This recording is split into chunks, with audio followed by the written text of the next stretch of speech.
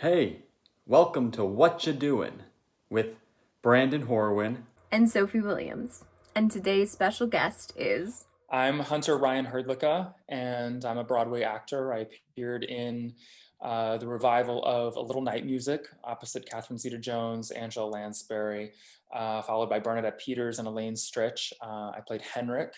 And I also appeared in the New York revivals of Once Upon a Mattress opposite Jackie Hoffman and Dear World opposite Tyne Daly. And and during the pandemic, I've been doing a lot of teaching. And so I'm also a teacher. I've taught at about 31, I think, universities now so far as a guest teacher. And I also specialize in college audition coaching. So I help juniors and seniors apply and get into colleges for fine arts. So that keeps me really, really busy right now. Great. Well, thank you so much. We're so thrilled to have you on What You Doing. Welcome and thank you for joining us today. Thank you for having me. So I just like to ask, and this is sort of our standard so that our audiences can get a feel for who our guest is today. And I just wanted to ask you a little bit about your journey through theater, how you got started and where it took you to today. That's a wow. Let's see. I'll try to condense that. I think I started doing like church productions when I was in, gosh, like preschool probably. But the church was really unique in that we were like a mega church with like thousands and thousands of members. And so the first experience was really kind of massive. We had the Christian Recording Star and Flying Angels and I think I knew then that I loved whatever was happening. I don't know that I knew quite what it was.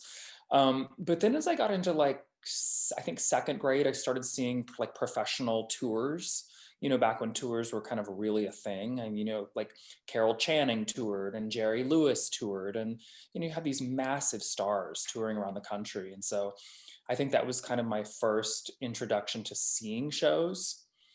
And my family saw that I was just like really interested and they put me in voice lessons and children's theater. And so I was really lucky that I got to start kind of early, studying and learning. Um, and then all throughout high school, I just stayed, doing theater and community theater, things like that. And then it was time to major in it. I applied to maybe like 6 or 7 universities, and I ended up going to Carnegie Mellon for musical theater. And yeah, that was probably my journey, kind of in a nutshell. The day I graduated school, I moved to New York City. I was just like, I can't wait any longer. And so, but I think it really started with like doing a church production when I was in preschool and then seeing like these big fancy tours, probably like second grade, I think was my first one. Awesome. Thank you so much. You've touched on this in your last answer. And a lot of our audience are also students, not necessarily for musical theater, but for a wide variety of performing arts. But you said Mhm. you got your BFA at Carnegie Mellon. So, Uh-huh. what in your career do you think you've taken from your experience during a performing arts school in college? I mean, gosh, probably everything. The rigor of that university was just it was so intense. And so I think it just, being in an intense BFA program just, taught me so much about time management. It taught me so much about um, um, networking. We had a lot of people come to our school as guests, and it was just we were always encouraged to build and maintain relationships with those people. And so I think that kind of stuff, really helped. Stephen Schwartz came to our university every year, and he's still one of my really good friends to this day because of meeting him in school. And but I think the biggest thing college taught me was like time management, getting up and getting early to class and warming up and, being ready to go right at 9 o'clock, and making really good use of your time on the weekends when you don't have class. Um, also I started going to the gym and, really becoming active and into like a healthy lifestyle and things like that, which I think are really important for people in the arts. And Yeah, I would say that's probably the biggest thing. And every university is different. So I was in a conservatory program, and so that has its own challenges, with it. But um, and also taking, I think, the time of those 4 years of college to just find and discover who you are. I think that's one of the biggest things you can bring to your work, once you graduate, is a sense of self and why you do what you're doing. So I think that was also something really important for me. Yeah, I totally agree with a lot of that. No, and it's great for college students to hear that too, and hear, time management and organization, because regardless of your major, it's still an important skill to master, and it's an Yeah, ongoing skill. It's not always easy. yeah, for sure, for sure. Great. So I'm shifting gears a bit. Can you talk a little bit about the A Little Night Music revival that you were in? Um, First off, how was that experience, especially working with those incredible people? And what do you think your biggest takeaway or teaching moment was for you during that process?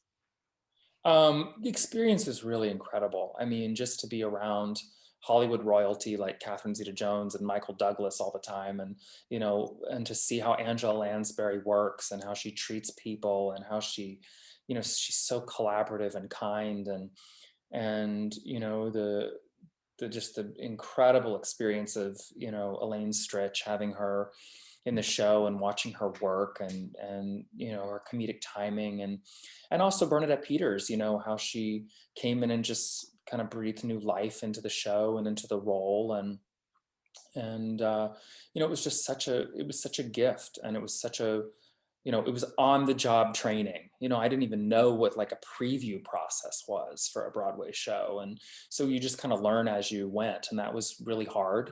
But it was an incredible experience. And I learned, that these people at the top, like Bernadette and Angela, these people at the top of their game and their industry are like the kindest, most respectful, generous people. And so you learn how to be a real leader, and also that success isn't just about talent, it's about the person you are. you know um, I remember having a conversation with Bernadette once backstage. I was talking about an audition I was going on, and she said something that really stuck with me. She said, "Do you think I ever got to be Bernadette Peters by trying to be somebody else?" And that just really spoke to me, and I use that a lot when I teach. And that's such a good point. She didn't get to be who she was, or she's not Bernadette Peters because she spent her whole life trying to be Patti LuPone, another someone that's the same age as her. And so that really just struck home for me, and that we have to discover what makes us unique and what makes us special, and use those talents and abilities and strengths and capitalize on that, not trying to be somebody else that's already out there working that may look like us or that may be similar to us, but to try to be who we are. And so that was something I took away from that experience big time. And also that, being on Broadway is not necessarily the be all end all. You're not just on Broadway and all of a sudden your life is perfect. I think being on Broadway was some of the hardest years of my life, and the most challenging and the most anxiety inducing. So it's not just like you reach the top and all of your problems are solved. And that's something you could never have told me. I thought, well, you're on Broadway, your life's perfect. And once you've been on Broadway, you're just so happy and you just don't care about anything else once you've done it. And that is totally untrue. But yeah, I think that's it probably. Yeah, and that was your Broadway debut, correct? For Uh-huh. Little Uh-huh. Night. Wow. So what a Yeah. debut to make.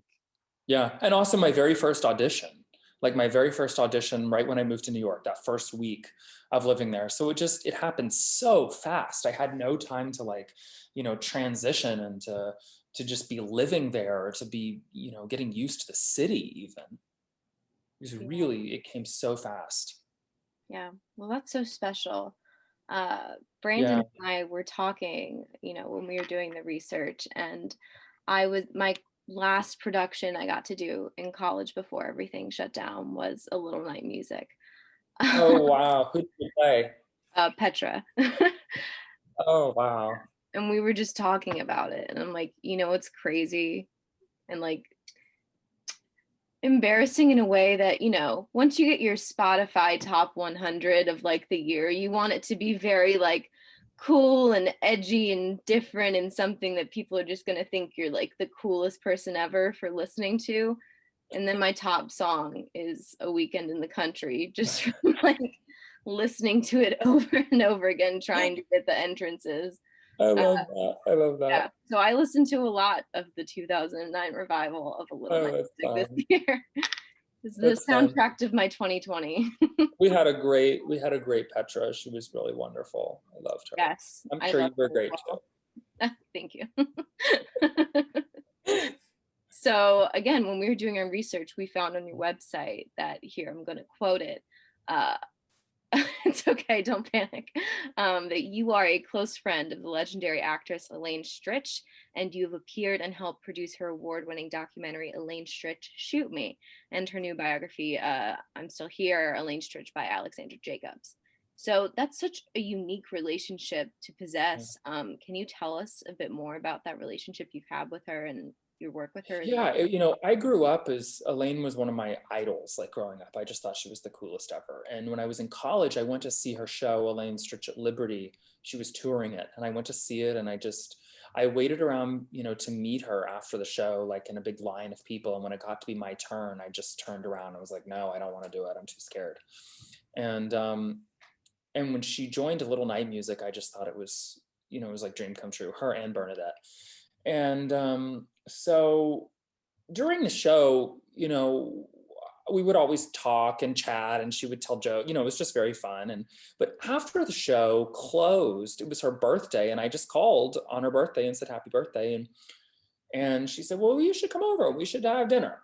You know, and so a couple weeks later, I called her, and she said, why haven't you called me? And I was like, well, you know, I guess I was nervous.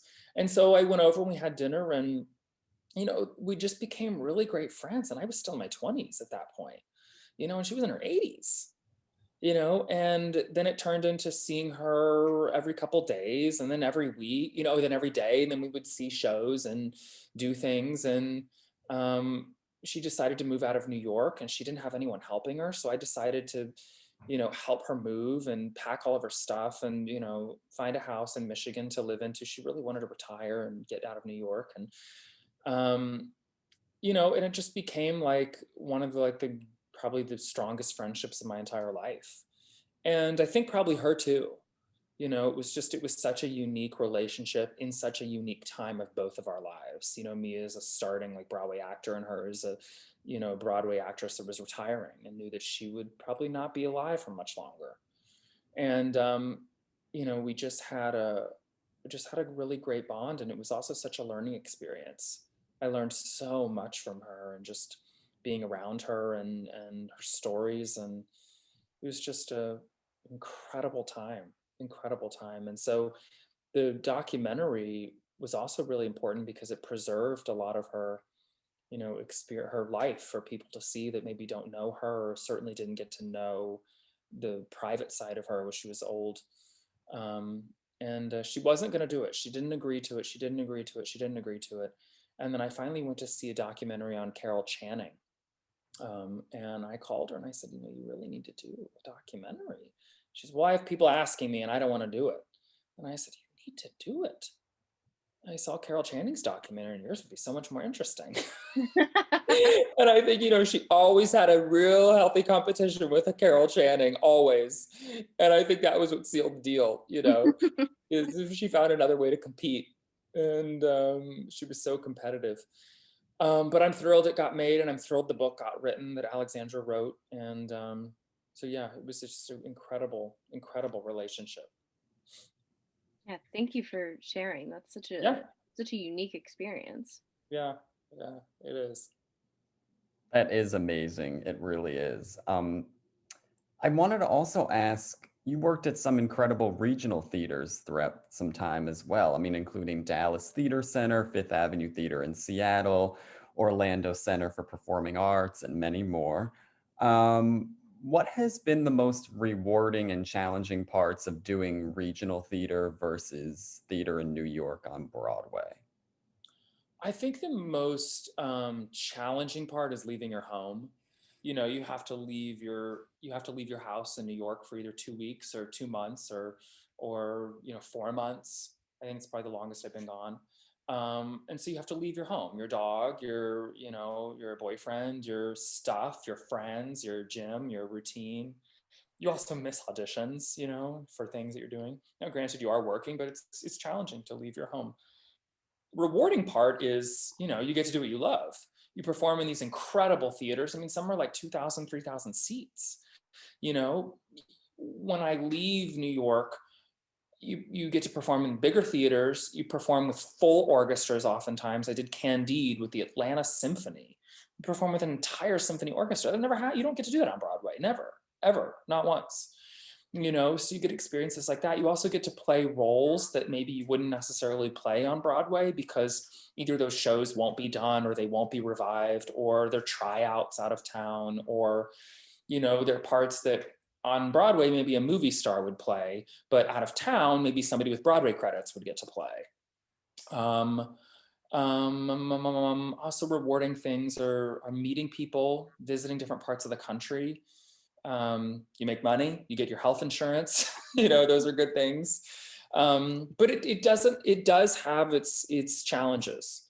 Some people say, I want to work on Broadway and only Broadway, and I never want to leave, and I never want to work around the country. I don't want to work in Seattle. But the fact of the matter is, you get there and you see that's not possible. There's not enough work in New York for everyone to make a living doing it. Even our biggest Broadway names do not go from Broadway show to Broadway show to Broadway show. They're supplementing with other things like, concerts or teaching or national tours. I mean, every single Broadway actor that I know right now, unless you're like a Bernadette Peters or Patti LuPone, they're doing some sort of teaching. They teach acting, they teach voice lessons, they teach privately, or they teach classes, or they teach at NYU, or they teach at Yale, or they teach at Pace. Every single person supplements with something, no matter how big of a star they are. Carrie Butler, Heidi Blickenstaff, these massively, these majorly well-known Broadway actresses, they are all teaching. They all supplement their work. There's just not enough acting work to go around. Yeah, for sure. That's a great point. Touched on this just recently about the teaching. So are you teaching anywhere currently, and how's that been with COVID? So majority of the teaching I'm doing right now is online. Like I was supposed to teach at Shenandoah University this year, or conservatory. And of course that got pushed back for COVID. I was supposed to teach at Texas Tech, that got pushed back, but I was able to teach at Oakland University in Michigan. I just taught there online. I taught University of Alabama online this year. So that's been really great. I also teach privately. And so all the teaching that I'm doing right now for the most part is private. I have about like 108, 9 private students. So I teach constantly, for that. But again, it's all geared towards helping kids get into college. Yeah. And so that's always been my passion, is always education, always, always, always. And so when the COVID restrictions kind of lift, I hope to, go back to teaching in person, of course, at universities. I was actually just in Atlanta last week teaching in person, but I hope that once the COVID restrictions lift, I'll hopefully do some teaching, maybe a 3-week class at Yale, definitely in Texas some more, maybe at Texas Christian University, various places, because I love meeting college kids like you guys. I love it. Yeah. Because I think the biggest part of my education growing up, from when I was little to even now, are the people that are in the industry currently that come and guest teach and speak and do master classes and workshops. Those are the people I really took the most from. Yeah. They're like, hey, I'm doing it right now, and this is really what it's like. I agree. My best teachers are working professionals. Yeah. It's like a Catholic. I love to come to Catholic. I've never been. I would love to do it. We'd love to have you. We would love I can that. speak for the program on that one. Please do. I would love to. Sophie will have to work on that. Yeah, we'll have to Yeah, work on that. yeah. So, just we just touched on COVID. Yep. What were you doing prior to the COVID shutdown, and were you able to Oh make God. things like online or other mediums or stuff like that? Yeah, so I mean, before it really took hold, my boyfriend wrote a show called Alive, the zombie musical. Mhm. His name's Josh Canfield. And that show was getting ready to have an off-Broadway premiere. And I was in that. And so that whole thing was canceled. I was going to be running the Texas State Musical Theater summer program with Caitlin Hopkins called Nexus. That whole thing was canceled. I was also going to do a production of Titanic at Maine State Music Theater and the Fulton Opera. That was canceled. So, you know, I had a lot going on and it was all just shelved. None of that probably will happen now. I mean, Alive will probably happen next year. Um, and of course, the musical Nexus will happen next year, but Titanic was, you know, totally canceled. A lot of auditions were canceled. Mm. And I had 2 concerts that were canceled that were going to be at 54 Below. But the teaching, you know, continued. You know, I taught at Axelrod, I taught at, like I said, some colleges and things like that. And the private teaching kind of took off because of the pandemic. So I'm really thankful for that. But yeah, it was hard. And I actually had coronavirus like the last week in February before we really knew that it was even in New York. You know, I went to 3 different doctors and none of them even asked about coronavirus. It was so early. But then a month or 2 later, when the symptoms started getting published, you know, my friends and I, my boyfriend and everybody, we were like, wait, did we have the coronavirus? And we realized we had it. We all had the antibodies. And so basically everyone in New York had coronavirus. I mean, a lot of people in like December, January, February, March, and didn't even know it because there was nobody knew what it was and nobody knew it was there. So yeah. But I'm thankful my case and our cases were very mild and, you know, but yeah, it was really tricky, tricky, tricky. And we never expected that the pandemic would last this long. Yeah. You know, it's been so sad with the lack of leadership in America and people, you know, not really taking this seriously and also being a learning experience for everyone in charge. I mean, nobody knew how to really even handle this at the beginning. It's Yeah. been really, really sad. Yeah, well, I'm glad to know that you're okay now and that, Yeah. you got over that. That's important. And so you just touched upon this being that 2 of them were canceled, but you've had some success in the past with solo shows and cabarets at places like I'm calling it Studio 54, 54 Right. Below. 54 below. What was that like, and how is it to prepare as a performer to be the one in the spotlight that evening? It's so fun to prepare. I mean, preparing your own show, it's so fun because you get to go, what do I want to sing? What have I always wanted to do? What roles will I never get to play that I want to sing from? Or what roles am I right for right now that I want to do, you know, material from? I love to write, and so I love to create. And you know, it's so great to hire a great music director and just be in a room for hours and hours and just say, "Hey, I want it to sound like this," or "I want that doesn't work. I like this tempo." You know, to be kind of your director, your producer, your writer, all in one. And I ended up a little bit later, I ended up hiring a director to kind of help me, you know, because I think you need somebody else watching. And she helped me direct and write, um, and I had great music director Mary Mitchell Campbell who just did the prom, and also my other one was Larry Yerman, who's incredible. He did War Paint and Grey Gardens, and just, you know, these fabulous people. So you're creating, but you're learning, and then, you know, we actually did it out of town in Long Island, and then we did it in Dallas before I did it in New York, just so you could get a sense of what it was like. And it's just great. I think I think no matter what, I think people should always try to create their own work, especially if they're not busy. If you don't have anything to do, start creating, start writing, start producing, start, you know, do your own work, kind of like what you guys are doing now. You know, you put together a podcast and you're reaching out and you're, you know, it's so important to create your own work because you never know where it's going to lead. You know, you never know. Absolutely. It's so true. I will say that, doing your own work is a little daunting because you are the one, when they're writing reviews, it's only you. You're not blaming anyone else for any of the problems, but it's so rewarding. I remember that night I did my first one in New York at 54 Below, or yeah. And I remember going home that night and just getting my notebook out and just writing and writing. What do I want to change for tomorrow night? What do I want to do differently? What do I want to cut? What jokes landed? What jokes didn't? And I just love that.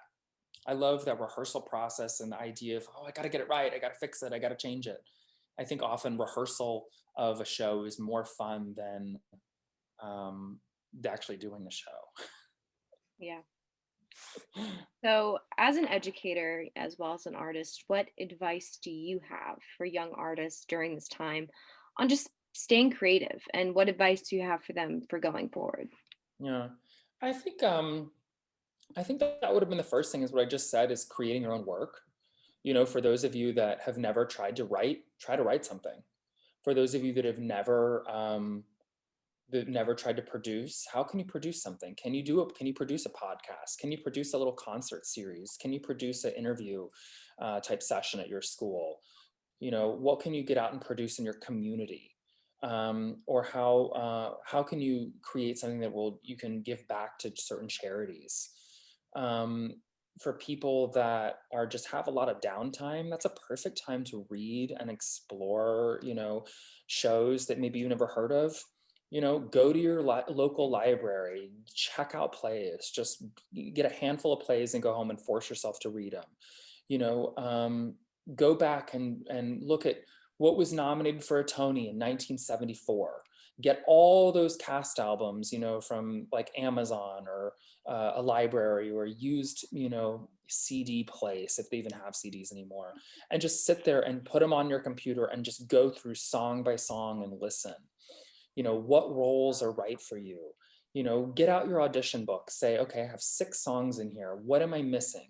What do I have a current pop song? Do I have a current, a rock song? Do I have a country song? Do I have a golden age ballad? Do I have a golden age up tempo? Do I have this? Do I have that? Fill your book, learn songs, stick those in your book, find monologues, cut monologues, memorize them. I just think knowledge is power. And the more shows that the more plays you've read, the more cast albums you're familiar with, the easier it's going to be for you to transition into the professional world. So that when you wake up and you're unemployed and you see, oh, they're doing a production of Merrily We Roll Along in Cincinnati, and everything about Merrily We Roll Along, you go, I'm right for this part, I'm right for this part. I can sing this tomorrow in the audition for this role and this role, and then I can do this, and this is that great song, and I'm right for this. And then you go in, for your audition that's tomorrow. Because a lot of times in New York, auditions, you find out about them the day before. You don't get a month to prepare. You see, oh my gosh, they're casting tomorrow, or they're casting on Monday, they're casting next week. And if it's a revival, well, that's perfect. Hopefully you've already done your research and you know about that show. So that was a great thing for me preparing for shows like A Little Night Music or Candide or Cabaret, because when I was little, I knew all about those shows already. I had listened to all the music. I had read the plays. I had seen the bootlegs. I had watched the movies. I had done whatever, so things in New York move fast. And the more knowledge you have about the musical theater canon and plays and Shakespeare, the easier it's going to be for you. For sure. So, Thank you. Thank you for that incredible advice. It really yeah, is important. fill your downtime just with your research, getting your book together, getting monologues under your belt, getting away from super overdone material, finding material that is right for you and age appropriate. Mm-hmm. Absolutely. Thank you. Yep. So what is your favorite show that you've been in? And also, what is the most challenging one, would you say, and why? I would say my favorite shows are also the most challenging ones. So probably my favorites are The Pirates of Penzance. I've done that twice. And that was my favorite, because the role was fun, but I liked it because it was challenging. He was really rare. Frederick was really rarely off of the stage. And so I loved it. You're just always working. You're always exhausted. You're not sitting in your dressing room trying to figure out what to do next, read a book and kill time. And vocally, it was so challenging. I mean, 8 times a week, he's just singing way up there in the rafters. And so I love that. I love the stress of it. I love the anxiety, and I just love oh my gosh, I've got to really push myself. The other show that I love was doing The Tempest. I played Ariel. I also love that because that was the most challenging.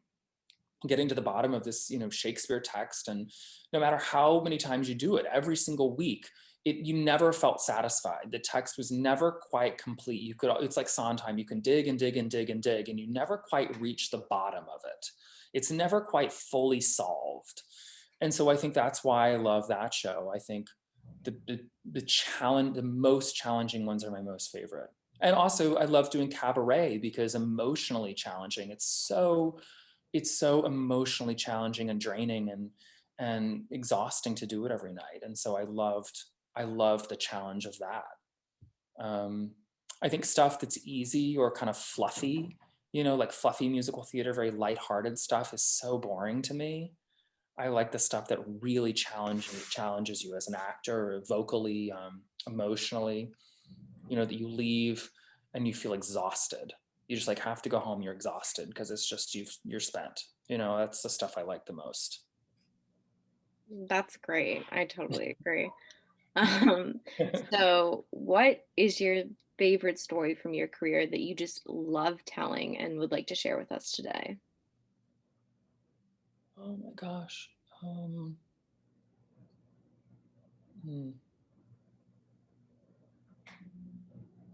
Favorite story. There's so many that I really, really like. I think one of my favorites was, growing up, I always dreamed of I never dreamed of being in a Sondheim musical or anything like that. My biggest dream was just to see like the house that he lived in. I just wanted to like drive by where he lived. That was as big as my dream got as far as Sondheim. And so, when and I did my first audition for a little night music, and then I did a callback, and then I did my third callback, my agent said, same as before, same as last week, but Sondheim will be there. And I thought, that's not the same drill as before. Are you crazy? And I went to the audition, and I was downstairs waiting to go up in the elevator, and there was nobody there, and I'm just listening to like a podcast or something, trying to stay calm. And this man walks in and waits next to me, and I look, and it's Stephen Sondheim. Just looked like he just woke up, just newspaper under his arm, and we get into the elevator. We're the only two in the elevator. And I'm just like, oh my God. And I just say, what floor? Like I didn't know what floor he was going to.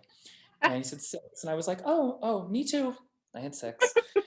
And I just sat there. I just stood there, and we're, going up in the elevator, and I finally just turned to him and blurted out, "Hi, I'm Hunter. I'm here to sing for you." And he paused and looked at me and he said, "I'm here to listen to you."